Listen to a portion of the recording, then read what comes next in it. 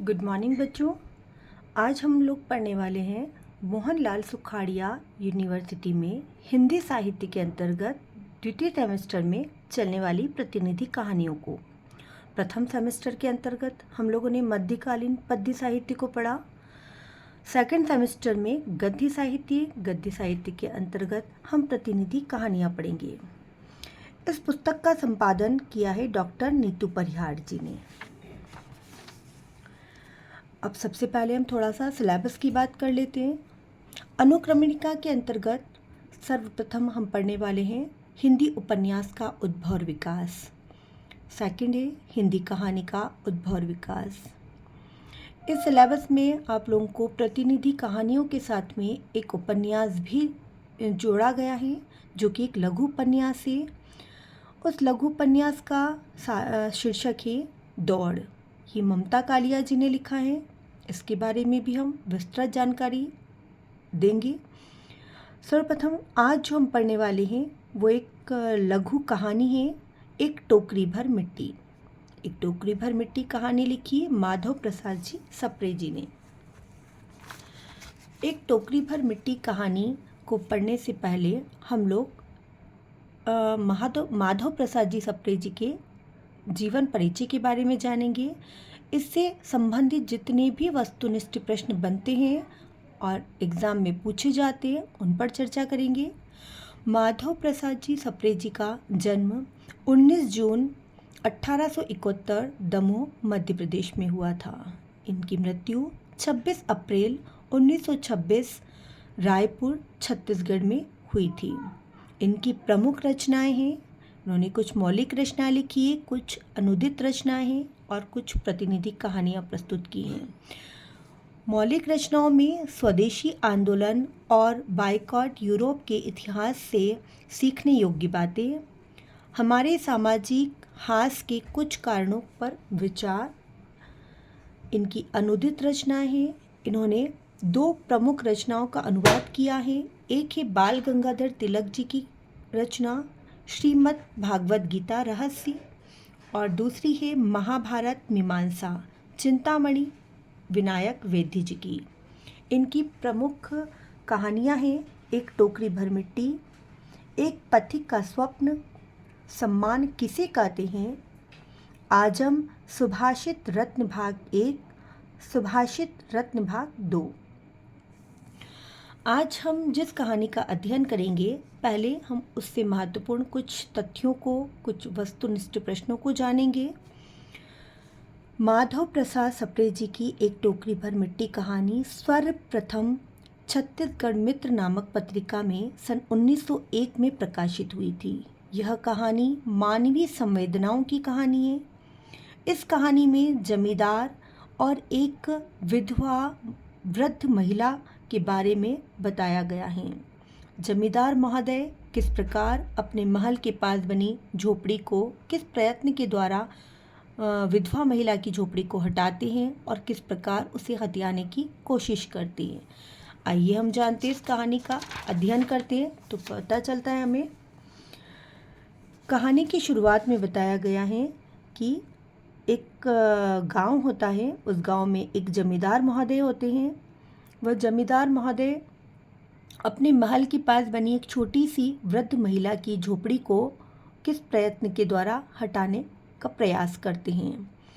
वृद्ध महिला के पास सिवाय उस झोपड़ी के और एक 5 वर्षीय पोती के अलावा इस संसार में कोई नहीं रहता।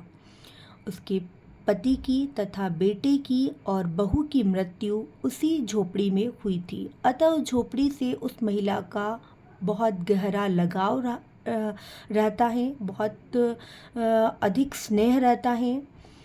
जमींदार महोदय उस वृद्ध महिला की झोपड़ी को हथियाने के लिए अनेक प्रयत्न करते हैं और अनेक प्रयत्नों में वह वकील के द्वारा जैसे तैसे उस वृद्ध महिला की झोपड़ी को हथिया लेते हैं। वृद्ध महिला बहुत प्रयास करती है, बहुत रोती हैं, गिड़गिड़ाती हैं, लेकिन जमींदार महोदय का मन पिघल नहीं पाता और वह महिला उस झोपड़ी को छोड़ने के लिए तैयार हो जाती हैं।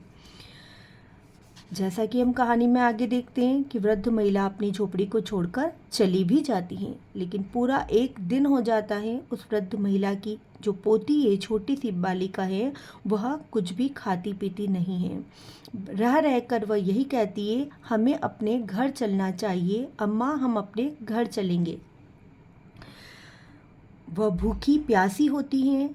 वृद्ध महिला को लगता है कि यदि मैं अपनी झोपड़ी में से मिट्टी उठा लाऊं और यदि उस मिट्टी का चूल्हा बना दूं तो शायद मेरी जो बच्ची भूखी है वह उस मिट्टी के चूल्हे पर बनी रोटी को खा ले। वह जमींदार साहब के पास जाती हैं, उनसे याचना करती है और कहती हैं कि मैं आपसे कुछ भी नहीं लेना चाहती और ना ही कुछ लेने के लिए आई हूँ, लेकिन बस मैं इतना चाहती हूँ कि मैं अपनी झोपड़ी से एक टोकरी भर मिट्टी ले लूँ। क्या मैं झोपड़ी के भीतर जा सकती हूँ? जमींदार महोदय पहले तो मना करते हैं, लेकिन कुछ देर के पश्चात उनका मन थोड़ा सा पिघल जाते हैं और कहते हैं कि ठीक है, तुम एक टोकरी भर ही मिट्टी उससे ले लेना। महिला जैसे ही अंदर जाती है, उसे अनेक पुरानी स्मृतियाँ, यादें उसे घेर लेती हैं। उसकी आँखों से आंसू बहने लगती हैं, उसकी आंखें नम हो जाती हैं। वह जैसे तैसे अपने को संभालती है, अपने दुख को बुलाकर अपनी छोटी बच्ची के लिए एक टोकरी भर मिट्टी को भरती हैं, लेकिन वह सिर पर उठाने लगती हैं। वृद्ध महिला इतनी वृद्ध हैं, इतनी गरीब हैं और कह सकते हैं कि भूख प्यास और सभी चीज़ों के कारण वह इतनी क्षीणकाय हो जाती हैं कि उससे वह टोकरी भर मिट्टी उठाई नहीं जाती। और वह जमींदार साहब से कहती हैं कि यह जो टोकरी भर मिट्टी है, ज़रा मुझे हाथ लगा दो, मैं इसे सिर उठा लूँ।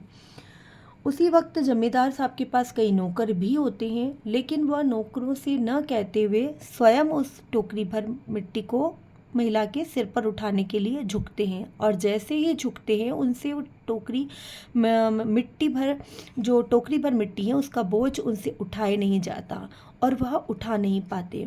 जैसे ही वह उठा नहीं पाते, वृद्ध महिला महाराज से कहती हैं कि महाराज, आपसे एक टोकरी भर मिट्टी उठाई नहीं जा रही।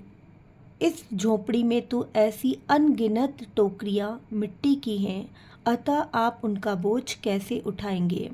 इस संवाद से ही जो जमींदार साहब होते हैं, उनका मन पिघल जाता है और उन्हें अपनी गलती का मन ही मन एहसास हो जाता है और उन्हें समझ में आता है कि मैं इस महिला के साथ शायद कुछ अच्छा नहीं कर रहा हूँ, और उनकी आंखें खुल जाती हैं। इसके पश्चात यहीं पर कहानी का समापन हो जाता है। इस कहानी में यही बताया गया है कि किस प्रकार मानवीय संवेदनाएं, जो भी हमारी प्रिय वस्तुएं होती है, जो भी हमारी जो कह सकते हैं कि चीज़ें होती है, उनके साथ हमारा जुड़ाव होता है। यही इस कहानी में बताया गया है।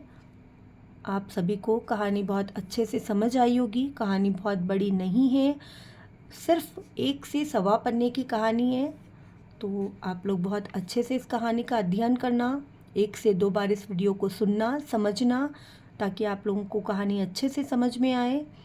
पात्र की जब हम बात करते हैं तो यहाँ सिर्फ जमींदार और वृद्ध महिला के बारे में ही बताया गया है, अतः किसी विशेष पर्टिकुलर नाम या किसी का संबोधन नहीं किया गया है।